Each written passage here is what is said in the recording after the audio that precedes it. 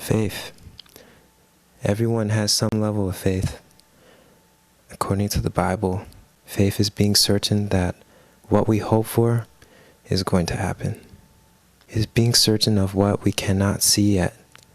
Without faith, it is impossible to please God.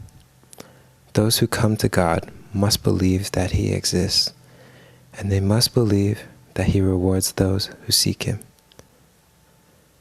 Airplanes are amazing. How is it that a tube of metal manages to thrust, lift, and fly? How is it that it carries its own weight and the weight of people whom I can't lift myself? Statistically, more people have died from car crashes than from airplanes. The odds of being killed in a car crash are 1 in 5,000. Odds of being killed in a plane crash? 1 in 25 million. There's a great level of faith in just trusting that the pilot knows what he is doing, that he will get you to your destination, that you riding in a tube can travel across the world in a matter of hours, safely. Now, I will read a story that I've found.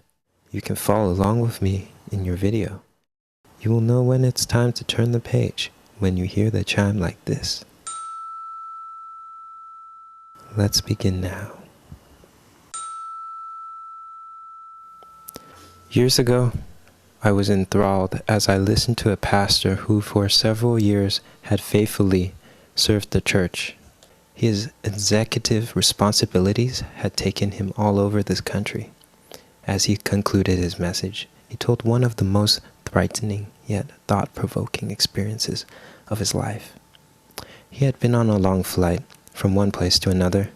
The first warning of the approaching problems came when a sign on the airplane flashed on, "Fasten your seatbelts." Then, after a while, a convoy said, "We shall not be serving the beverages at this time, as we are expecting a little turbulence. Please be sure your seatbelt is fastened." As he looked around the aircraft, it became obvious that many of the passengers were becoming apprehensive. Later, the voice of an announcer said, "We are so sorry that we are unable to serve the meal at this time. The turbulence is still ahead of us." Then the storm broke. The ominous cracks of thunder could be heard even above the roar of the engines. Lightning lit up the darkening skies, and within moments, that great plane was like a cork, tossed on a celestial ocean. One moment, the airplane was lifted on terrific currents of air. The next, it dropped as if it were about to crash. Pastor confessed he shared the discomfort and fear of those around him. He said, "As I looked around the plane, I could see that nearly all the passengers were upset and alarmed. Some were praying. The future seemed ominous, and many were wondering if they could make it through the storm." Then I saw a little girl. Apparently the storm meant nothing to her. She had tucked her feet beneath her as she sat on her seat.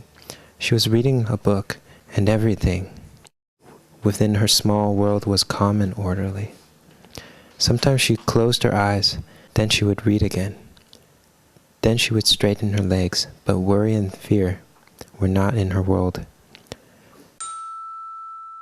When the plane was being buffeted by the terrible storm, when it lurched this way and that, as it rose and fell with frightening severity, when all the adults were half scared to death, that marvelous child was completely composed and unafraid. The minister could hardly believe his eyes.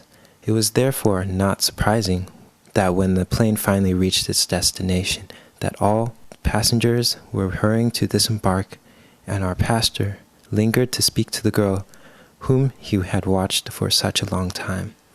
Having commented about the storm and the behavior of the plane, he asked why she had not been afraid.